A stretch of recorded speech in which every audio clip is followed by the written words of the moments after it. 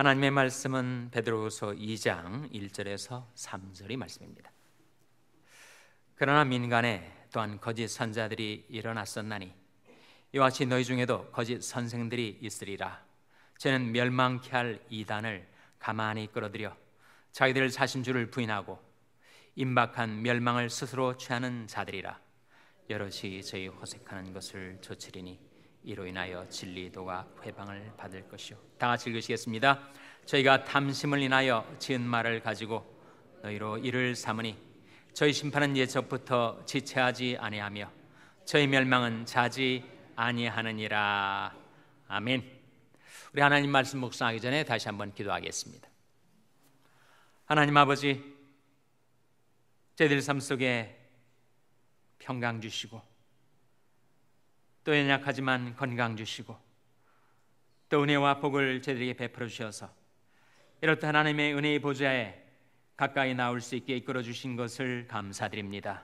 하나님의 말씀을 묵상하려는 저희들, 주 성령께서 저희들 마음 가운데 운행하시고 역사하셔서 하나님의 말씀의 참뜻을 깨닫게 하여 주시고 그 말씀의 길로 정로로 늘 행하며 주님을 따르게 해주시기를 간절히 바라옵고 예수님의 이름으로 기도하옵나이다. 아멘. 할렐루야. 저희 평강의 복을 기원하는 마음으로 샬롬 인사 나누시기 바랍니다. 샬롬. 샬롬. 오늘도 수요 예배에 잘 나오셨습니다. 오늘 제가 증거할 말씀이 제목이 뭐라고요? 이단의 특성입니다. 이단의 특성. 한국에 만민중앙교회라는 교회가 있어요. 교인들이 한 13만 명이 된다고 자기들은 발표를 하였습니다. 아무리 통계치를 좀 줄여 잡아도 수만 명이 모이는 그야말로 거대한 교회죠. 또 지교회까지 합하면 정말 하나의 교파를 구성하고 있습니다. 거기에 만민중앙교회 이재롱 목사라는 분이 있는데 그분이 이번에 법정에서 15년 선고를 받았어요. 구형이 아닙니다. 검사가 구형을 하는 것이 아니라 법정의 판결로 15년 선고를 받았어요. 이유가 뭔가? 여신도들의 성추행, 자신이 가지고 있는 거의 절대적인 권위를 가지고 많은 여성들을 농락을 하는 것이 죄목이 되어서 15년 선고를 받았어요. 정말 법정 최고형이 아닐까 싶습니다. 그 유사한 죄목에 따른 최고의 형량을 선고받았는데 이 이재록이라는 분하고 만민중앙교회가 어떤 교회인가? 원래는 신대방동에 개척을 한 성결교회였습니다. 근데 개척한 지 얼마 안 돼서 급속도로 교회가 성장하면서 이상한 이야기들을 자꾸 해대니까 성결교단 총회가 그를 이단으로 정죄를 했어요. 그래서 나와가지고 또 다른 이름의 성결교단을 만들었습니다. 근데 이분이 정말 엉뚱한 소리를 하기 시작했어요. 자기는 하나님 우편에는 예수님이 앉아 계시고 자기 영은 하나님 좌편에 있다, 이렇게 얘기를 하기 시작했습니다.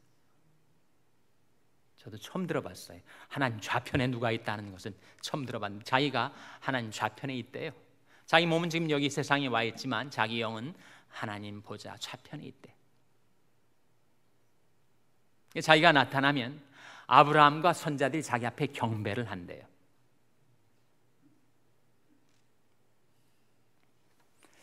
그래서 대체 이 사람이 뭘 설교를 하는가? 또 거기에 이제 부목사들이 한 150명쯤 된다고 하는데 그 대표적인 부목사가 자기 삼녀, 딸만 셋이 있는데 세 번째 딸이 주로 이제는 아버지가 징역과 감옥살이를 하고 있으니까 딸이 설교를 하는데 어떤 설교 내용을 하고 있는가 봤더니 거의 자기 아버지를 추앙하는 설교. 명칭이 따로 있습니다. 목사님이라고 안 하고 꼭 목자님이라고 해요. 그래서 그 이재롱 목사를 칭하는 거기 부목사들이 다 그런데 두 가지 타이틀이 있는데 하나는 목자님, 다른 하나는 당회장님. 항상 그렇게 기도를 하고 또 그렇게 언급을 합니다.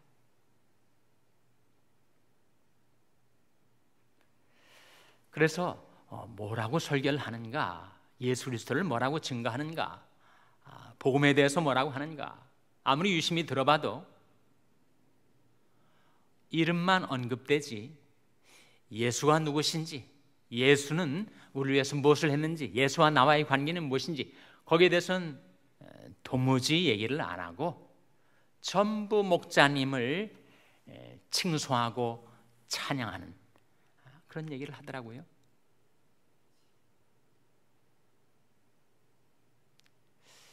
그래서 좀 더 잘 들여다봤더니 하나님하고 예수님하고 목자님하고 다 섞여버렸어요.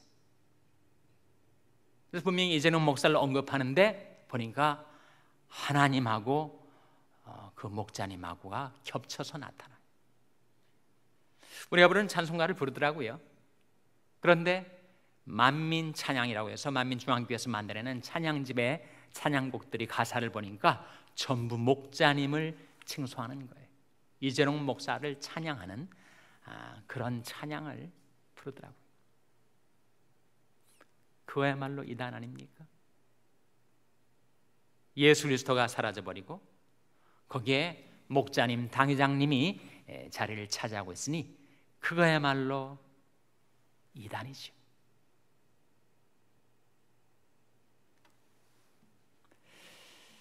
이단의 특성이 교만에서부터 시작되어 거짓으로 나아가고 온갖 탐욕과 호색에 빠져드는 것이 이단의 특성입니다. 제가 한국에 있을 때 80년대였는데 제가 명륜동에 살았기 때문에 성균관대학교 앞에 길을 따라서 나오는데 하얀 도포를 입은 건장한 청년들이 가슴에다 무슨 띠를 두르고 전도지를 나눠주고 있더라고요. 그래서 웬 이런 하얀 도포를 입은 청년들이 대체 무슨 이야기를 하는가 싶어서 제가 유심히 바라봤더니 여기에 가슴에 띠를 띈 글이 뭐냐면 박대선 장로님은 천상천하의 유일한 하나님이시다. 그걸 달고 있더라고요. 박대선이라는 신앙촌, 옛날에 전도환이라고 했죠. 시작은 장로였습니다. 박대선 장로. 근데 그걸로 성이 안 차니까 이제는 구세주가 됐다가 그거로도 성이 안 차니까 이제는 천상천하의 유일하신 하나님이 되어버렸어요.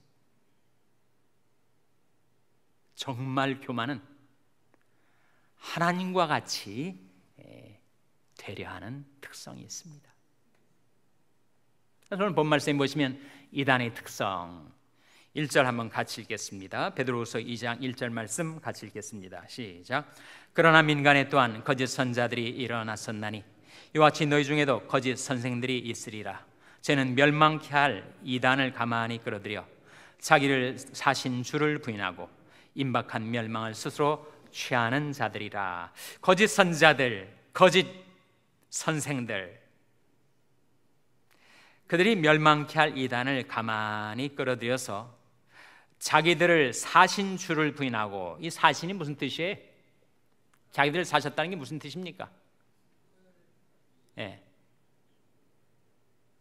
구세주의 생명의 피를 흘리셔서 우리 죄값을 지불하시고 우리를 죄악에서 구원해 주신 자기 구주, 자기 주님, 자기들을 사신 주를 부인합니다.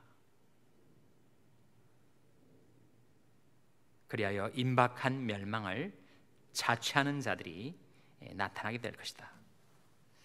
그래서 이 이단의 특징은 예수를 부인합니다. 그리고 거짓의 아비, 거짓말장인 마귀에게 속해 있기 때문에 선지자들, 선생들이라고 하지만 다 거짓 선지자들, 거짓 선생들이에요. 뿐만 아니라 2절에 보시면 여럿이 저희 호색하는 것을 조치리니, 성적인 방종, 자유라는 이름으로 방임과 방종과 방탕에 자기를 내어 맡긴 자들, 호색을 합니다. 유욕에 사로잡혀, 성욕에 사로잡혀 사람들을 성적으로 추행하고 폭행하고 그리고 농락을 합니다. 그것 때문에 진리도가 회방을 받죠. 세상 사람들, 불신자들은 만민중앙교회라니까 다 교회로 알지, 그게 무슨 정통인지 이단인지 식별할 수가 있겠어요? 그런데다가 이재록 씨가 지금 15년 선고를 받고 감옥에 가 있으니 만민중앙교회에서는 그것을 항소하면서 그들이 기독교를 핍박한다, 그렇게 명분을 내세워서 자기들이 기독교도들인데 이렇게 억울하게 박해를 받고 핍박을 받고 있다, 이렇게 선전을 하고 있으니 그들로 말미암아 진리도가 회방을 받게 되는 거죠. 3절에 저희가 탐심을 인하여 지은 말을 가지고 너희로 일을 삼으니, 너희로 일을 삼는다는 건 뭐예요? 이익거리로, 교인들을 자신의 이익거리로 삼는다는 거예요. 그러니 저희 심판은 옛적부터 지체하지 아니하며 저희 멸망은 자지 않으니라. 그래서 이단은 결국은 마귀에게 속한 자들이어서 마귀의 특성이 그대로 이단의 특성이 됩니다. 마귀의 특성 3가지, 요한복음 8장 44절에 예수님께서 살인, 욕심, 거짓, 이렇게 3가지 말씀하시지 않았어요? 저들이 마귀의 욕심에 속한 자들이다. 그리고 처음부터 살인한 자들이고, 그리고 말을 할 때마다 진리를 말하지 못하고 진리에 설 수가 없는 거짓말장이요 거짓의 아비라. 예수님께서 마귀의 정체를 드러내셨는데 그 마귀에게 속한 이단들은 다 살인, 욕심, 거짓의 특성을 지니고 있습니다.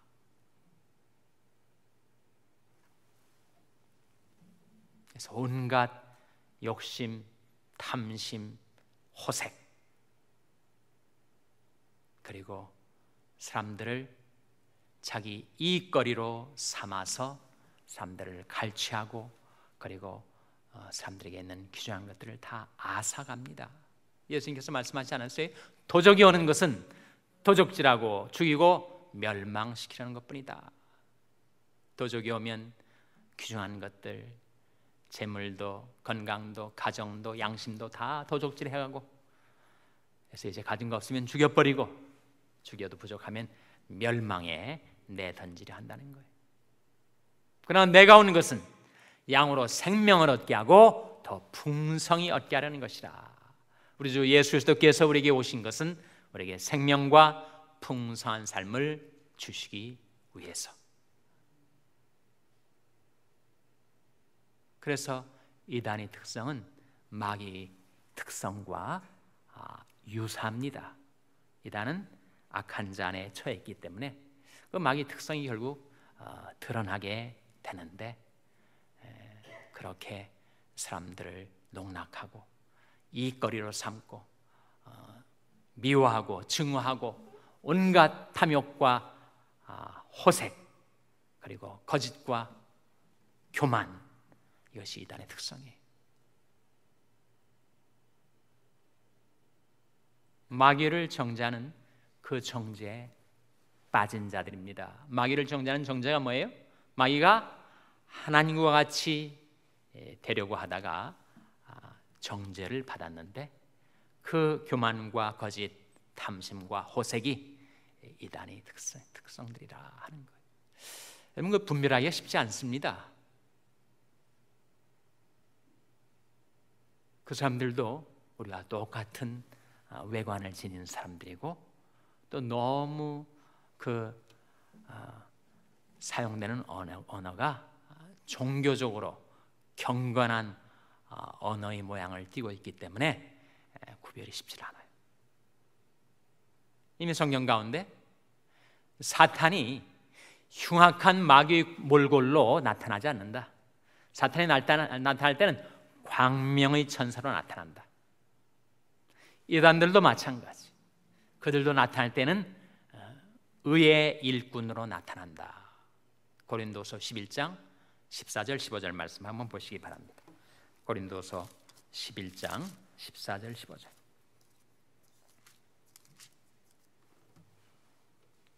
신약성경 297면 고린도서 11장 14절 15절 말씀. 찾으셨으면 같이 읽겠습니다. 고린도서 11장 14절 15절 말씀입니다. 시작. 이것이 이상한 일이 아니라 사단도 자기를 광명의 천사로 가장하나니 그러므로 사단의 일꾼들도 자기를 의의 일꾼으로 가장하는 것이 또한 큰 일이 아니라 저희 결국은 그 행위대로 되리라.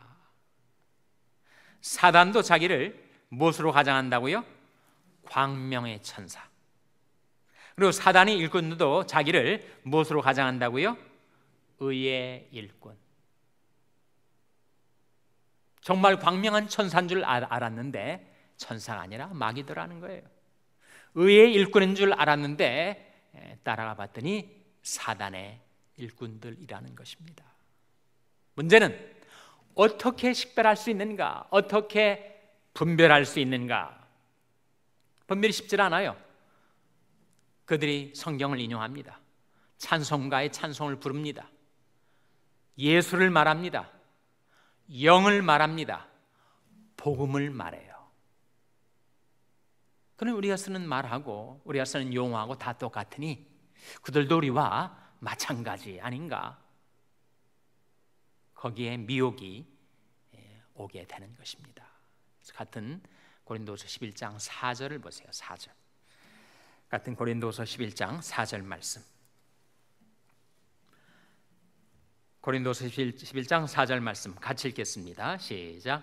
만일 누가 가서 우리 전파하지 아니한 다른 예수를 전파하거나 혹 너희 받지 아니한 다른 영을 받게 하거나 혹 너희 받지 아니한 다른 복음을 받게 할 때는 너희가 잘 용납하는구나. 이단들도 예수를 말합니다. 예수. 그런데 다른 예수더라 하는 거죠. 또 이단들도 영을 말해요. 성령을 말합니다. 그런데 그 영이라고 다 똑같은 영이더냐? 그들도 복음을 말합니다. 복음. 그런데 다른 복음이라 하는 거죠. 그러니까 그들이 사용하는 용어, 예수를 말하고 성령을 말하고 복음을 말한다고 그들이 이단이 아닌가? 그렇게 피상적으로 들여다봐서는 결코 분별할 수가 없다는 거예요. 그러면 이단 판별의 기준이 무엇이냐? 기준이 바로 이 세 가지예요. 예수, 성령, 복음입니다. 그들이 과연 성경의 예수를 믿는가? 그 생명의 피를 흘려서 죄악 가운데서 우리를 사내신, 구속해내신 예수를 믿는가? 십자가와 부활을 믿는가? 예수의 신성과 인성을 믿는가? 그 당시 초대교회는 이단들이 예수를 인성을 믿질 않았어요. 소위 가연설이라고 해서 어떻게 하나님이 이 무덤과 같은 인간이 추악한 육체를 입을 수가 있단 말인가? 하나님이 잠시 사람처럼 나타나신, 현현하신 가연서를 믿었습니다. 초대교회에서는 예수를 믿는데 예수의 신성과 인성을 믿는 것이 아니라 예수의 신성만 믿었고 인성을 안 믿었어요. 그걸 이단들입니다. 그래서 요한 1서, 2서, 3서에 보시면 요한 서신들에서 이단들이 나타나는데 그들은 예수께서 육체로 오신 것을 부인하는 영이라 했습니다. 예수께서 육체로 오셨다는 게 뭐예요? 예수가 인간이 되셨다는, 예수가 인성을 가지셨다는 것을 부인하는 것이 초대교회의 이단이었습니다. 그런데 그 추가 정반대로 이제는 흘러가서 오늘 현대에서는 예수의 신성과 인성 중에서 뭘 인정하지 않아요? 예수의 신성을 인정하지 않아요. 예수의 신성을 믿지 않습니다. 인간 예수, 역사적 예수, 예수의 인성은 믿지만 예수의 신성은 믿질 않아요. 그래서 그들이 진리 중에 하나는 붙들고 하나는 잃어버린 것, 이 이단입니다. 달을 잇자의 끝단자, 비슷한 것 같은데 꼬리가 다른 거지. 예수를 믿는다고 하지만 한쪽에서는 예수의 신성 믿고 인성은 안 믿고, 또 다른 쪽에서는 예수의 인성은 믿고 신성은 안 믿고, 어느 하나는 잡고 다른 하나는 놓치고, 이단이란 말이죠. 그래서 이단의 판별 기준이 무엇인가? 예수 그리스도께서 바로 태초부터 계시던 말씀이 육신이 되어 인간으로 나타나신 예수의 신성과 인성을 함께 믿고, 그 예수께서 나를 죄악 가운데서 핏값을 주고 사시기 위하여 십자가에 달리셨다가 삶 만에 부활하셨다는 것을 믿는 그 성경적인 예수, 그 예수가 바로 판별 기준입니다. 두 번째는 성령이에요. 이단들은 성령의 인격과 능력 중에서 어느 한쪽만을 붙듭니다. 성령의 인격은 믿는데, 인격성은 믿는데 성령의 능력성은 신뢰를 하지 않아요. 또 반대로 성령의 능력은 믿지만 성령은 물체, 물량, 대단한 에너지로만 믿지 성령의 인격성을 믿질 않아요. 하나는 붙들고 또 다른 하나는 잃어버리고, 복음의 은혜와 진리 중에 어떤 이단은 은혜만을 붙들고 진리를 잃어버립니다. 구원파가 대표죠.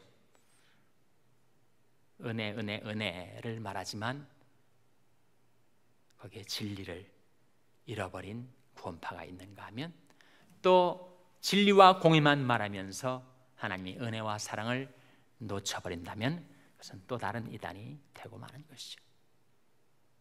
그래서 이단의 특성이 무엇인가? 이단의 특성은 교만과 거짓, 탐심과 호색, 그것이 그들의 생활 속에 결국은 드러나게 마련이고,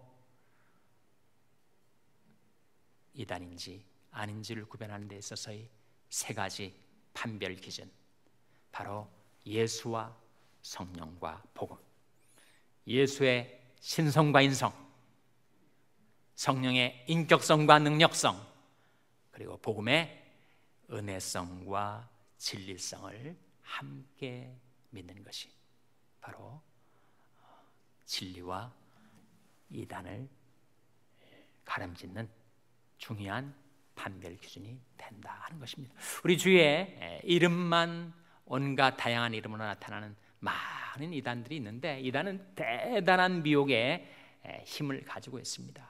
이것을 경계하고 경성해서 잘 살피지 않고 복음의 진리, 성경의 판별 기준에 의해서 분별하지 않으면 나도 모르는 사이에 그냥 넘어가요.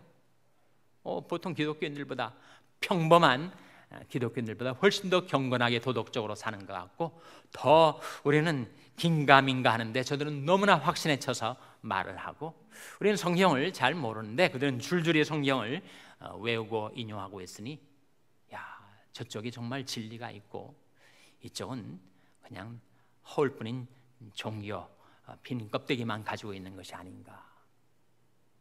그래서 그 확신이 싸움에서 지게 되면 우리는 무서운 이단에 끌려갈 수가 있습니다. 이단의 특성을 잘 파악하셔서 진리의 기준에 굳게 서서 말씀의 정도로 행하시는 여러분 될 수 있기를 주님의 이름으로 축원합니다. 기도하시겠습니다. 아버지 하나님, 하나님의 말씀을 통하여 저희들이 경계하고 피하고 물리쳐야 될 이단의 특성이 무엇인지를 깨닫게 해주신 것을 감사드립니다. 교만과 거짓, 탐심과 호색의 그 이단의 특성을 저희들이 잘 알고 예수와 성령과 복음의 진리에 견고히 서서 오직 주님만을 따르며 주님만을 전하며 주님만을 섬기는 저희들의 삶이 되게 하여 주시옵소서. 이 모든 말씀 예수님의 이름으로 기도하옵나이다. 아멘.